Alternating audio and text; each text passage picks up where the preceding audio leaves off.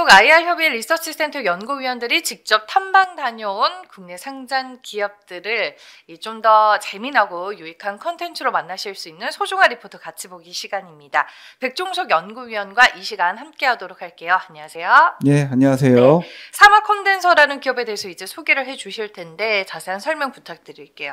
네, 사마 콘덴서는 1956년에 설립된 후 1976년에 한국거래소에 상장한 MLCC 위주의 제조 및 판매 기업입니다. 그래서 MLCC는 전자부품이고요. 이따가 조금 더 설명을 드리도록 하겠습니다. 매출 비중을 이제 살펴보면 매출 중에 MLCC가 45% 비중으로 약 절반을 차지하고 있고요. 그 다음에 이제 필름 캐패시터 16%, DC 링크 캐패시터 13%, DCC 캐패시터 10.6% 정도로 순위를 차지하고 있습니다. 조금 더 들어가 보면은 이 기업 굉장히 오래됐죠. 네. 1956년에 오한실업이라는 사명으로 설립된 이후에 1960년에 사마전기 산업 주식회사로 이름을 변경하고 나중에 다시 사마 콘덴서라고 이름을 변경했습니다. 그래서 옛날에는 이제 캐패시터를 콘덴서라고 약간 일본식이죠. 그렇게 불렀고 이 회사는 어쨌든 MLCC를 1980년대 때에 개발하면서 현재 이제 사업을 주력으로 꾸준히 MLCC 위주로 하고 있습니다. 지금 해외 법인은 3개사 그리고 지분법 적용 대상 기업은 4개사를 보유하고 있습니다. 그래서 해외 법인 3개는 다 이제 생산법인입니다. 그래서 폴란드하고 태국, 인도네시아의 생산법인을 가지고 있습니다. 그리고 이제 제품을 좀 설명을 해드려야 되겠죠. 예, 그래서 MLCC라는 거가 약간 생소하신 분도 있을 테니까요. 그래서 MLCC는 이제 약자입니다. 그래서 멀티 레이어 세라믹 캐패시터. 그래서 적층 세라믹 캐패시터예요. 그래서 뭐 쌓았다는 얘기죠. 예, 쌓았는데 필름 같은 형태의 것을 쌓은 겁니다. 근데 이제 이게 이제 사실은 크기는 되게 작아요. 그래 반도체의 예. 쌀이라는 쌀알보다 조금 더 작습니다. 그래서 전자제품을 뜯어보면은 그 녹색판 PCB 위에 이제 쌀알 같은 게 이렇게 심어져 있습니다. 네. 그 쌀알보다 약간 작은 그 부품, 수동 부품을 MLCC라고 합니다. 그래서 전 세계적으로 경쟁사는 한국에는 삼성전기, 일본에는 이제 무라타나 TDK 타요유덴, 그리고 이제 대만에 야게오나 왈신이 있습니다. 그래서 이 기업은 MLCC 위주로 기업을 하고 있고, 특이한 점은 이제 MLCC는 휴대폰용으로 많이 이제 경쟁사들이 납품을 하는데 대비해서는 동사는 전장용으로 39%, 산업용으로 30%, 오디오 비디오용으로 29%로 휴대폰용은 하지는 않고 있습니다. 요게 이제 어떻게 보면 최근에는 장점이라고도 볼 수 있겠습니다. 그 다음에 이제 필름 캐패시터를 잠깐 말씀드리면 필름 캐패시터도 캐패시터의 일종이죠. 근데 이제 필름을 캐패시터 내 유전체로 사용하고 절연체를 함침한 것입니다. 그래서 필름 캐패시터는 크기가 좀 큽니다. 물론 이제 크기는 다양한데 주로 이제 용도는 플랜트나 발전소 등의 산업용 제품으로 쓰이고 있습니다. 그래서 고용량이고 크기가 크다라고 이해를 하시면 되겠고, 마지막으로 하나 설명드리려면은 DC 링크 캐패시터를 말씀드릴게요. DC 링크 캐패시터는 큰 틀에서 볼 때는 필름 캐패시터 일종이거든요. 근데 전기차 내에서 인버터라는 부분이 있어요. 그 교류하고 직류 전환해주는 부품인데 거기서 전압을 안정화하고 회로를 보호하는 역할을 이 DC 링크 캐패시터가 합니다. 그래서 전기차 완성차 업체나 부품 업체한테 납품을 하게 됩니다. 이렇게 이제 주요 제품이 그렇게 있고요. 마지막으로 고객을 보면은 당연히 IT 대기업이나 차 부품 회사, 완성차 회사, 그리고 플랜트나 발전소 기업한테 납품을 하고 있습니다. 네, 언급해 주셨다시피 뭐 전기차도 등장을 했고 최근에 뭐 자율 주행도 더해지고 있는 상황이기 때문에 MLCC를 중심으로 이제 고부가 제품이 많이 부각이 되고 있는 걸로 저는 또 알고 있거든요. 이쪽 MLCC 산업의 특징은 어떻게 볼 수 있을까요? 네, MLCC는 이제 적층 세라믹 캐패시터이고요. MLCC의 역할은 전기를 보관했다가 일정 양씩 내보내는 댐의 역할입니다. 그리고 여기 그림에 나왔지만은 좀 더 이제 제품을 확대한 거죠. 이렇게 크진 않습니다.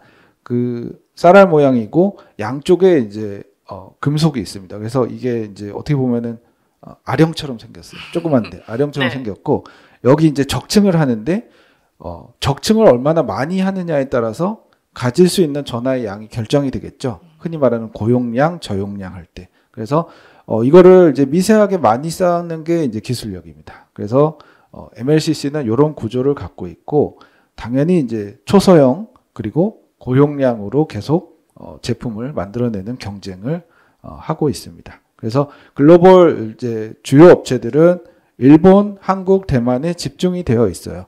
그래서 우리나라 업체도 굉장히 역할을 하고 있는데 1등은 이제 무라타라는 업체로 31% 시장 점유율을 갖고 있고 2등이 삼성전기입니다. 네. 19%고 대만의 야게오가 이제 글로벌 3위의 지위를 갖고 있습니다. 이런 시장에서 글로벌 MLCC 시장은 이제 올해 기준으로 약 140억 달러 정도의 시장을 형성하고 있습니다. 생각보다 작지는 않은 시장이고요.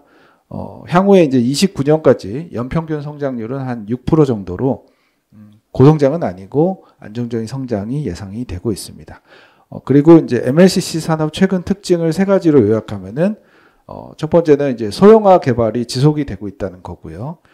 두 번째는 이제 전장용 수요가 증가하고 그에 따른 제품 대응이 이루어지고 있습니다. 그리고 세 번째는 AI 수요가 증가함에 따라서 쓰임이 확대되고 있다라고 요약을 할 수 있겠습니다. 네, 알겠습니다. 산업의 현황까지 저희가 짚어봤습니다.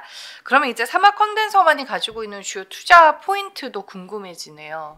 네, 투자 포인트 두 가지 간단하게 말씀드릴게요. 첫 번째는 이제 DC링크 캐패시터의 수요가 확대되고 있다는 점입니다. DC링크 캐패시터는 전기차나 하이브리드카에 납품이 되죠. 그래서 회로 보호를 잘 하게끔 합니다. 그래서 현대모비스 등 전장 부품 기업들의 관련 주문이 최근 늘고 있어요.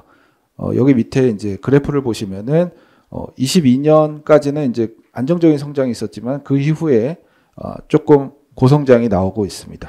이것은 이제 고객들의 제품에 대한 신뢰가 두터워지면서 주문이 증가하고 있다는 상황입니다.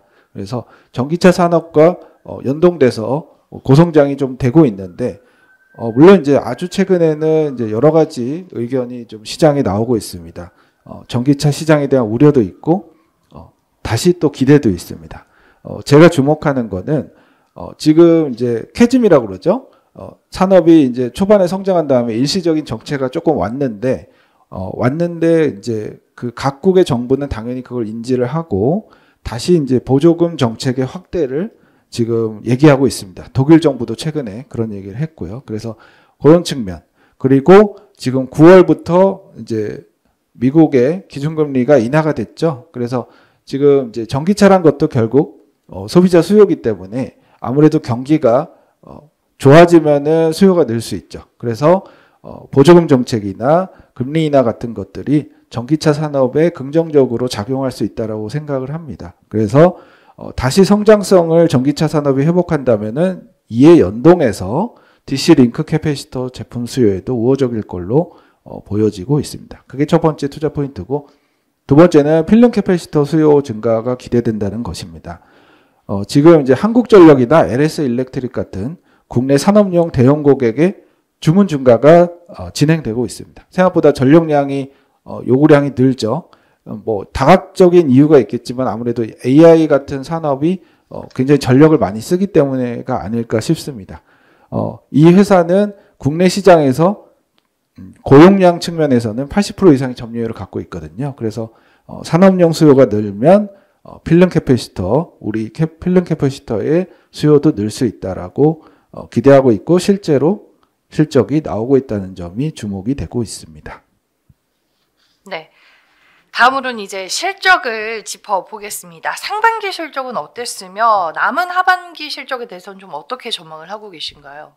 네, 반기에 그 매출 1,500억, 영업이익 148억으로 매출은 전년 대비 5% 성장, 영업이익은 5% 역성장 정도 됐습니다. 뭐 굉장히 큰 변동은 아니었고 조금 이제 영업 측면에서는 좀 아쉬웠죠. 이게 보니까 이제 판관비에서 급여하고 퇴직급여 증가 정도가 약간의 마이너스 요인을 했던 것 같습니다. 큰 사항은 아니었고 연간으로는 저는 3,051억 매출에 영업이 280억 정도를 기대하고 있습니다. 매출은 전년 대비 9%, 영업이익은 18% 증가인데 상반기는 증가를 못했는데 연간으로는 증가를 기대하는 게 4분기에 고객 확대가 DC링크 캐패시터에서 있을 예정입니다. 그래서 연간으로는 증가로 추정을 했습니다. 다만 이제 전반적으로 지금 경기가 그렇게 좋지는 않아요. 그래서 전자제품도 지금 수요가 뭐 그렇게 뜨겁지는 않습니다. 그래서 MLCC 쪽에 일부 고객의 주문이 지연될 가능성도 고려해서 연간 매출액 전망은 보수적 관점으로 하였습니다. 그래서 그렇지만은 영업이익은 280억 정도를 달성할 걸로 기대하는데 아무래도 DC링크 캐패시터하고 필름 캐패시터가 주요하게 역할을 할 거라고 기대를 하고 있습니다. 네. 밸류에이션은 현재 어떤 수준인지, 그리고 기업 가치 상승을 위해서는 어떤 조건이 또 필요한지에 대해서도 들어볼게요. 네. 지금 PER 기준으로 사마콘덴서 14배고 삼성전자나 삼화전기가 12배 대 13배대로 비교적 유사한 편입니다. 네. 근데 이제 조금 아쉬운 거는 사마콘덴서가 옛날에는 많이 할증을 받았던 기업이거든요. 그래서 그러면 왜 이렇게 21년 이후에 주가와 밸류에이션이 하락 정체되었냐? 제가 보기에는 22년하고 23년에 전년 대비 영업이익이 연속적으로 좀 감소했습니다. 그리고 DC링크 제품의 고객 확대 기대감을 얘기하기에는 시기적으로 좀 빨랐기 때문에 올해 하반기 특히 4분기의 시작이 이제 고객 확대가 되기 때문에 시간이 좀 필요하지 않았나라는 생각이 듭니다. 지금 이제 PBR, PER 밴드로 보면은 이제 거의 하단부에서 이제 조금 정체되어 있습니다. 그래서 추가 하락의 리스크보다는 상승의 모멘텀을 기다리고 있다라고 판단을 하고요. 아까 말씀하신 부분들, 제가 말씀드린 부분들, 그러니까 고객이 확대되고 제품이 확대되고 그리고 이제 중장기적으로는 신사업이 좀 있으면 밸류에이션이 확장될 수 있다라고 보입니다. 네. 고객과 제품의 확대가 앞으로 상당히 중요한 포인트가 될 것 같습니다. 마지막 질문이 되겠네요. 투자할 때 참고할 만한 리스크 요인 뭐가 있을까요? 네, 아무래도 전기차, 서버가 전방산업이죠. 그래서 MLCC나 DC링크 캐패시터 등등의 업황에 영향을 줍니다. 그렇기 때문에 실적 연동은 어느 정도 불가피하다는 거 인지하셔야 되고 이를 염두에 두고 투자자는 업황 변화나 투자 매력도를 이제 면밀히 가늠을 하셔야 될 것 같고요. 그리고 이제 조금 아쉬운 점은 이제 회사가 굉장히 우량해요. 굉장히 우량한데 800억 정도 현금도 가지고 있습니다. 지금 3천억대 시총인데 800억이니까 약간 현금 활용이 좀 아쉽습니다. 그래서 보유 현금을 활용해서 신사업에 나서거나 배당을 확대하는 등의 제반 활동이 좀 필요할 것 같습니다. 네. 뭐 아무래도 이제 어쩔 수 없이 전기차나 AI 쪽 전방 산업에 업황 영향을 받을 수밖에 없다라고 얘기를 해주셨고, 리포트 제목을 보니까 이제 베테랑이라고 표현을 해주셨던데 저희가 사마 컨덴서에 대해서 자세히 알아봤습니다. 지금까지 백종석 연구위원과 함께했습니다. 고맙습니다. 네, 감사합니다. 다음은 한국 IR협의 리서치센터 이세롬 연구위원과 함께하겠습니다. 안녕하세요. 안녕하세요. 네, 한진이라는 기업에 대해서 이제 네. 리포트를 쓰셨던데 네. 자세히 먼저 기업 개요부터 들어볼게요. 네. 한진은 이제 1958년도에 설립된 물류 회사고요. 국내 최초로 이제 택배 서비스 사업을 시작한 회사입니다. 현재 회사의 사업 부분은 크게 세 가지로 구성이 되는데 택배 사업과 물류 사업 그리고 글로벌 사업으로 구성이 되고 있습니다. 사업 부분별로 특징을 제가 간략하게 말씀드릴게요. 택배 사업 같은 경우는 지금 전국에 120여 개의 분류 터미널 그리고 800여 개의 집배점, 1만 대 이상의 직배송 차량을 보유하면서 택배 서비스를 영위를 하고 있습니다. 그리고 올해 1월 달에 최첨단 스마트 기술과 자동화 설비를 갖춘 대전의 메가허브 메가허브 터미널을 이제 오픈을 했고요. 한지는 이제 국내 택배 시장에서 점유율이 한 10% 초반 수준을 확보하고 있는 것으로 추정이 되고 있습니다. 그리고 주요 경쟁사로는 CJ 대한통운이 대표적입니다. 물류 사업 같은 경우는 육상 운송, 그리고 항만 하역, 해상 운송, 창고 운영 서비스 등을 제공하고 있습니다. 동사는 국내 최대 규모의 컨테이너 터미널을 운영을 하면서 이 철제품이라던가 곡물, 석탄, 건자재, 공산품 등 다양한 화물의 하역과 운송, 그리고 보관에 이르는 원스톱 서비스를 제공하고 있습니다. 네, 마지막으로 글로벌 사업도 활발하게 운영을 하고 있는데요. 우선 해외 18개 국가의 현지 법인과 이제 지점과 같은 네트워크를 구축을 한 상태에서 포워딩이라던가 이커머스 물류, 그리고 국제 운송 서비스 등의 글로벌 물류 솔루션을 제공하고 있습니다. 그리고 인천공항 자유무역 지역에 위치한 한진 GDC를 통해서 알리와 테무와 같은 글로벌 이커머스 화물의 보관, 분류, 그리고 배송까지 최적화된 글로벌 물류 서비스를 제공하고 있습니다. 네.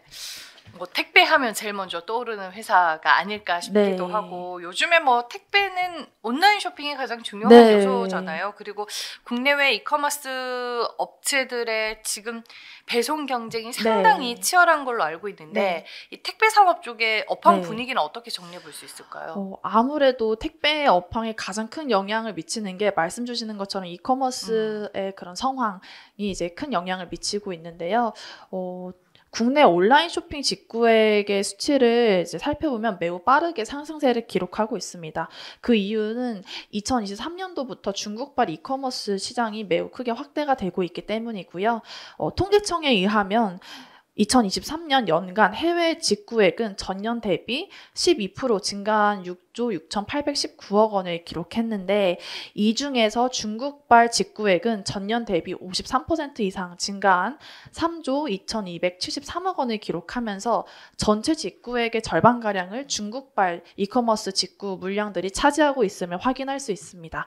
올해 상반기 같은 경우에 이 중국 직구 시장은 더욱 국내 시장에서 활성화가 되었습니다. 그래서 올해 상반기 중국 직구액은 전년 동기 대비 65% 이상 증가하면서 이제 최근에 매년 이제 중국발 직구 시장이 국내에서 더 가파르게 성장하고 있음을 이제 확인할 수 있습니다. 앞서서 말씀 주신 것처럼 사실 이커머스 업체들은 국내 업체건 해외 업체건 빠른 배송, 그리고 무료 배송 서비스를 이제 경쟁으로 좀 많이 무료 배송 서비스를 중심으로 경쟁을 하고 있는데요. 이렇게 중국발 직구 시장이 확대되면서 국내 택배 업체들의 물동량 증가는 자연스럽게 이어지고 있는 상황입니다. 사실 중국 이커머스 업체들이 국내 시장에서 빠르게 성장하고 있는 것을 가장 견제하고 있는 업체는 쿠팡입니다. 이제 쿠팡 같은 경우는 지난 10년 동안 자체 물류망을 구축하기 위해서 약 6조 원 이상을 투자를 했는데요. 앞으로는 이 중국 업체들과의 경쟁도 하고, 그리고 로켓 배송을 전국으로 확대를 하기 위해서 올해부터 2026년까지 약 3년 동안 이 물류망의 추가적인 구축을 위해서만 3조 원을 추가로 더 투자를 할 것이다라고 발표했습니다. 이렇게 쿠팡의 공격적인 투자는 사실 중국 업체들이 한국에서 너무나 빠르게 성장을 하고 있기 때문에 이커머스 시장 내에서 선두 위치를 더욱 공고히 하겠다는 의지로 판단이 되고요.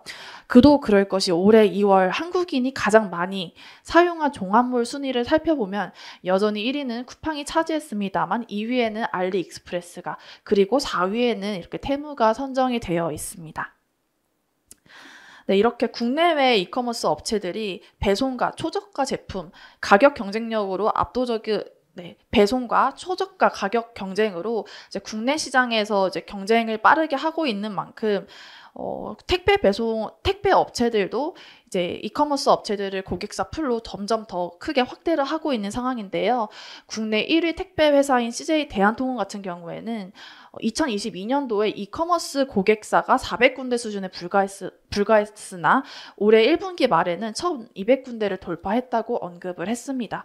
그래서 이제 자체 배송이 없는 이커머스 업체들은 국내 시장에서 살아남기 위해서는 배송 경쟁이 심화될 수밖에 없고, 이에 따른 수혜가 대형 물류 체계 그리고 풀피먼트 서비스를 제공할 수 있는 택배 업체들로 고스란히 이어지고 있다라고 보시면 좋을 것 같습니다.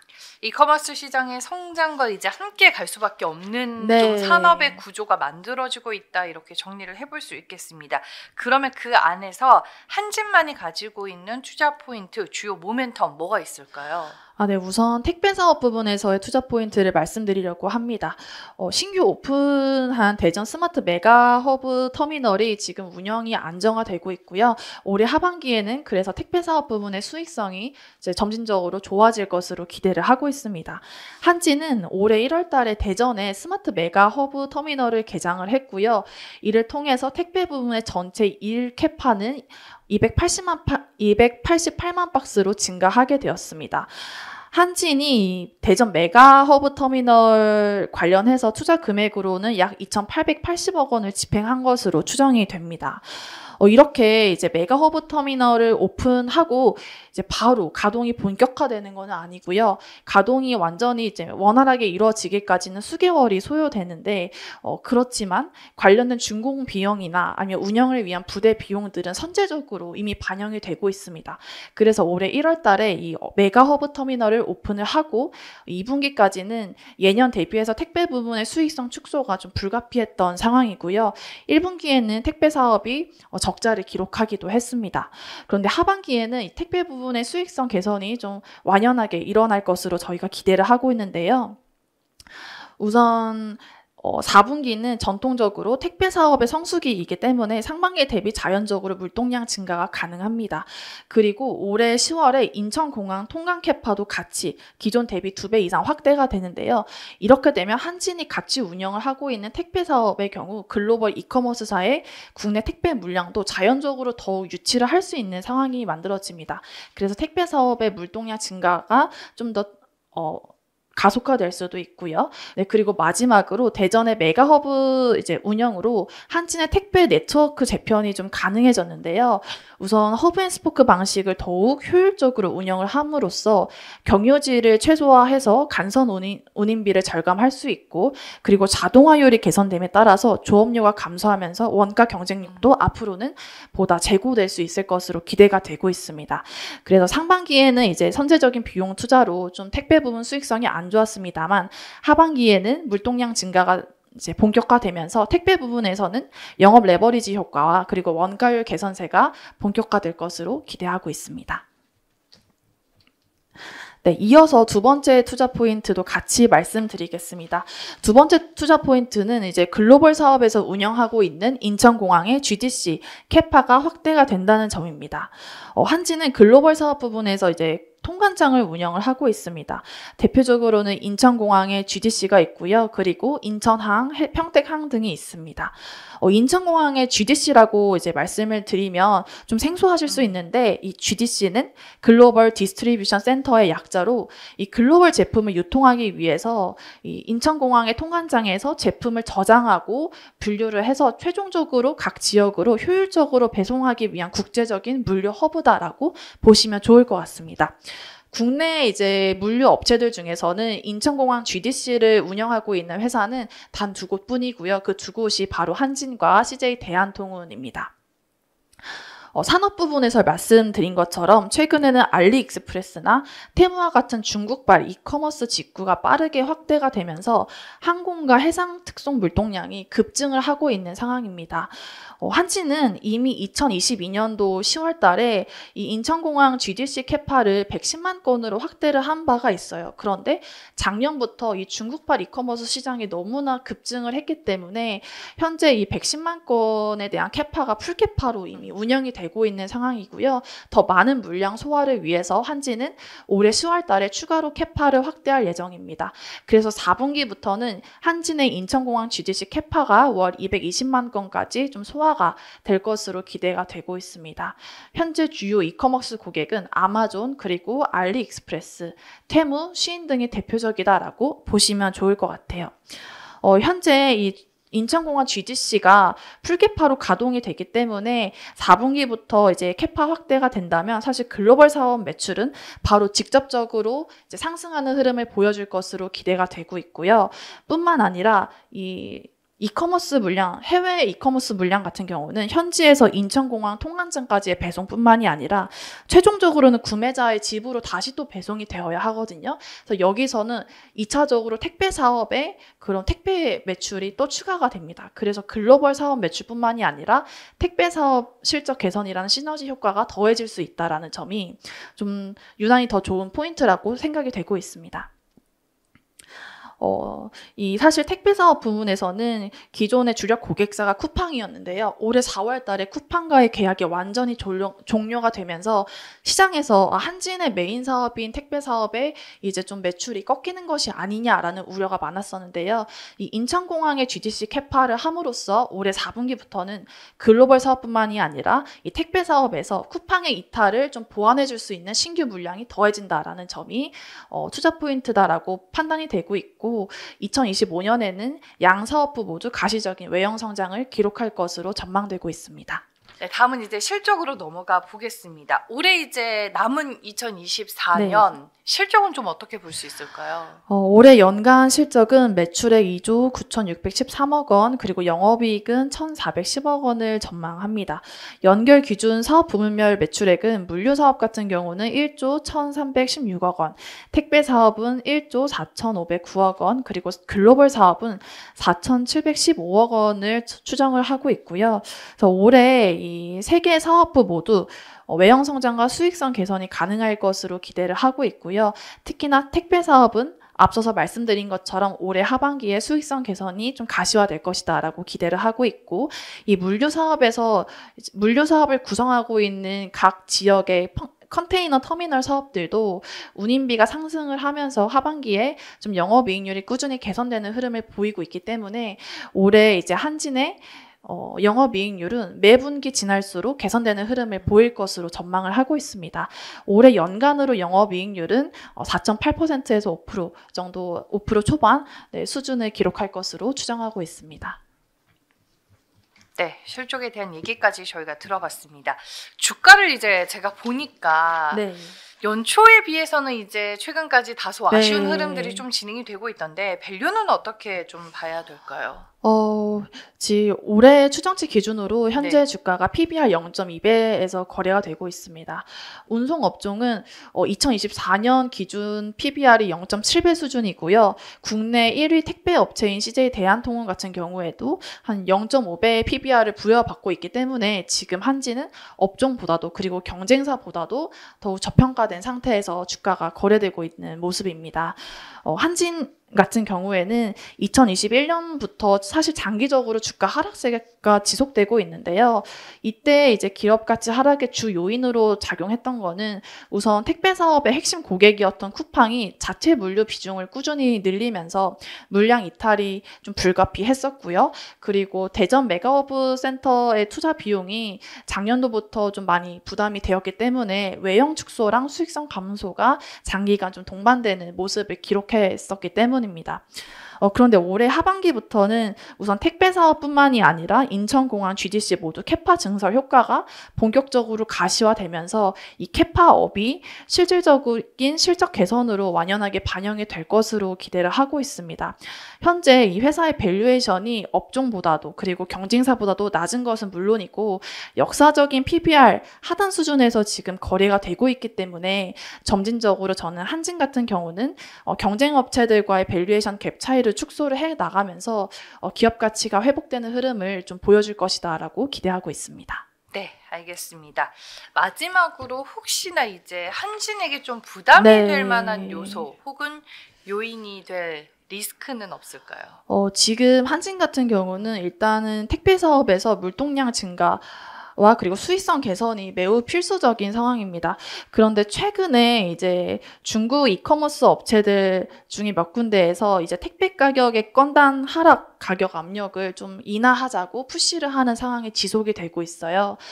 그런데 한진 같은 경우는 최근에 이제 고정비 투자가 많이 들어가는 메가 허브 센터를 오픈했기 때문에 사실 좋은 가격의 물량만 받을 수는 없는 상황입니다. 다량의 택배 물량을 소화를 하면서 이 고정비를 좀 스프레드해 나가는 과정이 필수적인데 주요 이커머스 업체들이 가격 인하 압력을 좀 강하게 하고 있기 때문에 이런 부분은 다시 회사의 수익성 부담으로도 좀 이어질 여지가 있다는 점이 지금은 아쉬운 요인이라고 판단이 됩니다. 네, 알겠습니다. 투자하실 때 이러한 부분들까지 잘 참고하시면은 좋은 전략이 될 것 같습니다. 운송 그리고 택배 쪽에서 대표되는 기업 한진에 대해서 알아봤고요. 지금까지 이세롬 연구위원과 함께했습니다. 고맙습니다. 감사합니다.